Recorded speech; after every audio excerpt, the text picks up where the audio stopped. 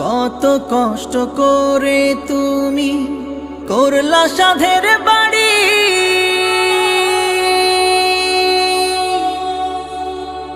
সেই বাড়িতে ঠাঁই হবে না, যাইতে হবে ছাড়ি।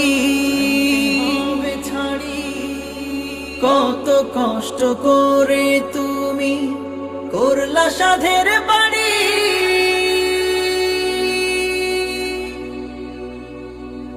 সেই বাড়িতে ঠাঁই হবে না, যাইতে হবে ছাড়ি।